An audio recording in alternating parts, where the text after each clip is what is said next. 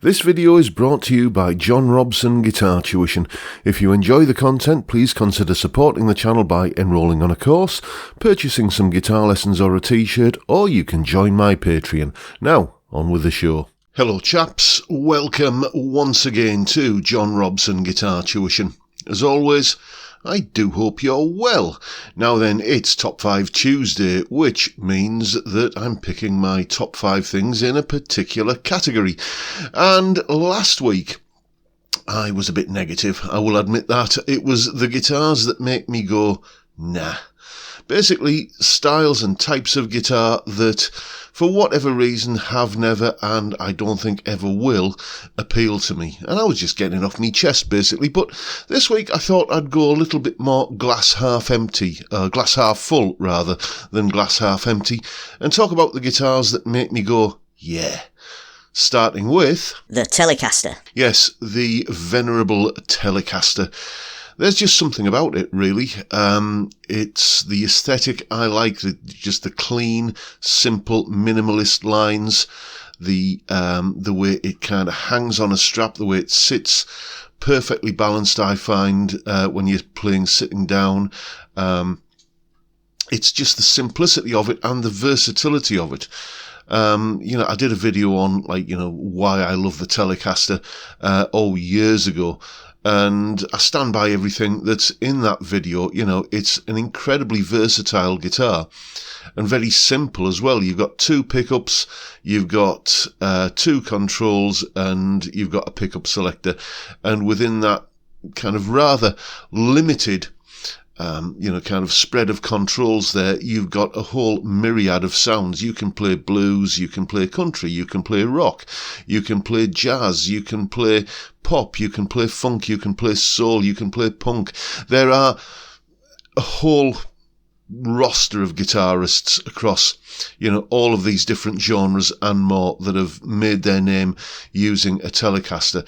There's just something elemental about it, just the kind of, the sound of that bridge pickup for me is just an iconic guitar sound. It's just one of the, how some guitars you can listen to it and think, yeah, that's a lovely sound there, but you're not really sure what guitar it is you're listening to. You never make that mistake with a Telecaster. It's always right there announcing itself that I'm a Telecaster and I can do anything. So that's why the Telecaster, apart from the fact that it just looks gorgeous, as I said earlier, but that's why the Telecaster is very definitely right at the top of the list of guitars that make me go, yeah.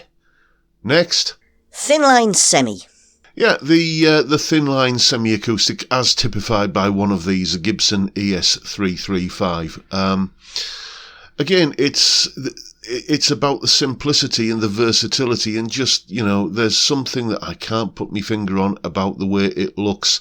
It just looks right somehow to me. It's a beautiful looking thing. The symmetry of it, the classy lines of it. As you saw last week, I'm not a big fan of guitars which are, kind of ostentatious and flashy looking, but something like this is just so kind of understated and classy and just elegant, and a whole load of other superlatives that I could come out with.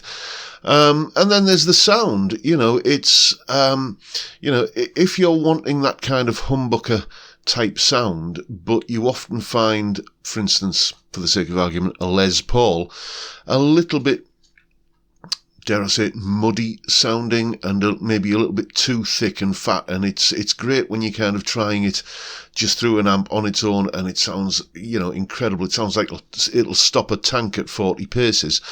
But then you put it into a mix and it seems to dominate too much. If that's your experience of a solid-bodied, humbucking set neck guitar, then the 335, just because, it's got air in its build, it's made from timber and fresh air, as opposed to a guitar which is just made from timber. Just that hollowness in the build, I think, just lends it extra sparkle and extra presence, and it doesn't say, it'll still do the big fat shouty stuff, no problem, but it also has that a more subtle, refined flavour, I think, that makes it just that little bit more versatile. And, as I say, I just love the way it looks. So the thin line semi-acoustic, as typified by the Gibson ES335, is very definitely a guitar that makes me go, yeah. Next. HH Telecasters. Okay, and we're back to Telecasters again. I was going to lump this in with the original number one on the list when I was just talking about Telecasters, but it is a different beast, a twin humbucker Telecaster. It does have a different character, and you're not going to get the classic twangy country guitar tone that you associate with a Telecaster out of something like this. It's got an entirely different flavour to it. For me, a guitar like this, a twin humbucker Telecaster, and, there is one that I'm sure you see me playing quite regularly in a lot of my videos. It just really sits beautifully in that middle ground between, a Les Paul and a Telecaster. With mine, I can switch the pickups into single coil mode and get pretty close to that traditional Telecaster sound. But it's also got that extra humbucker girth on tap as well for when it's needed. And again, it's just a beautiful looking thing. You could make anything in the shape of a Telecaster and I would be attracted to it.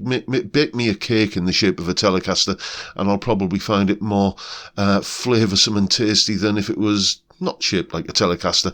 Bad example, I know, but you know what I'm saying. I just love that aesthetic, just as I said earlier, the clean and simple lines and the extra kind of versatility that you get from, as I say, having single coil humbucker switching, or just having the humbuckers in there just as an alternative to like a Les Paul style guitar. And yes, indeed. So twin humbucker Telecasters very definitely float my boat, and that's why they're on the list. Next, Les Paul Specials. Yes. Now I've often had Les Paul. I've taunted it at once. I've had 7 Les Paul style guitars in my playing career, or playing life, if you like, and I've never really got on with any of them. The only one that really is kind of here for the duration is this one here, this cheap little Harley Benton. 7 different Les Paul style guitars, and 2 of them were actually Gibsons, and a cheap Harley Benton is the one that is kind of, well, not going anywhere. I have no plans of getting rid of it. But then we come to the Les Paul Special. There's just something different about it. The different, it's just a bare bones Les Paul, and again, just that sort of stripped down aesthetic that appeals to me in the same way as, a Telecaster does. There's just something elemental about it that I love.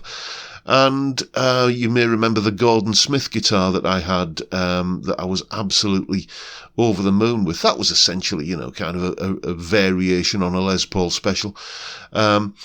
You got the 2 pickups, or, I could have put in this category here anything with P90s, but I did want to, kind of narrow it down a little bit kind of more precisely than that.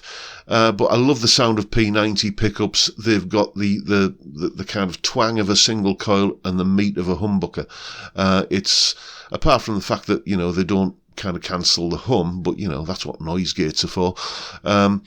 Apart from that, they are, for me, a perfect pickup, really, an ideal pickup. I really do love the sound of a P90, and just the way that a Les Paul Special kind of sits, and when you're playing it on your knee or when it's kind of hung on a strap, it just balances differently to a full throttle, full-blooded Les Paul standard or something, and just feels more comfortable and more my kind of guitar, it has to be said.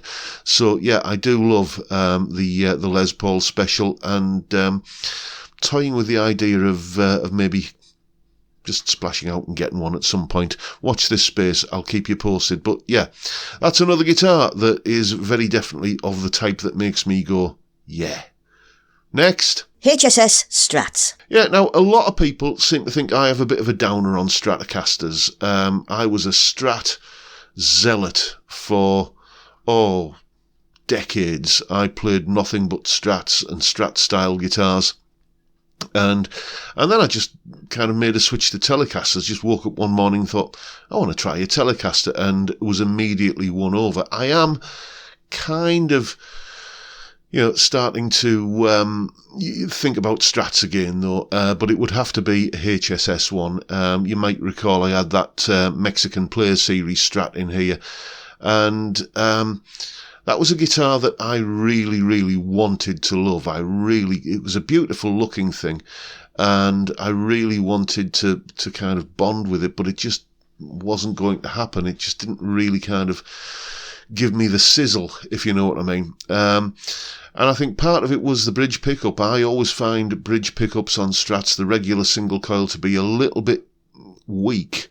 Or lacking in guts, so I always find that I do like to have something with a bit more grunt in the back end of a Strat, and that's why if I am going to go down the Strat route again, it will have to be a HSS Strat. I've got one on order, a Stratocaster, a HSS style Strat. It's not a Fender, so we shall see if that impresses me enough to become a permanent resident.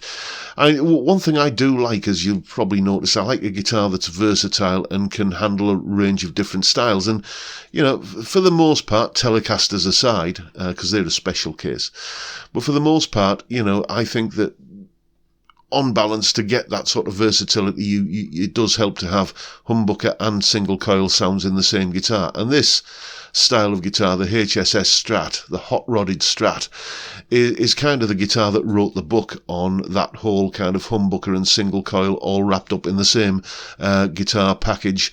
It's the origin of the species, if you like. So yeah, I mean, I don't dislike Strats. It's just that I haven't found the right one yet, or recently, since I've kind of went from Strats to Telecasters, and kind of thinking about coming back over again. We'll see, but I do like the look of these guitars. I like the aesthetic of them. It's just, I know that if I had a guitar like this, then whatever style of music I was required to play on it, I could probably pull it off. So there you go. A HSS Strat is the final guitar on the list of guitars that make me go, yeah.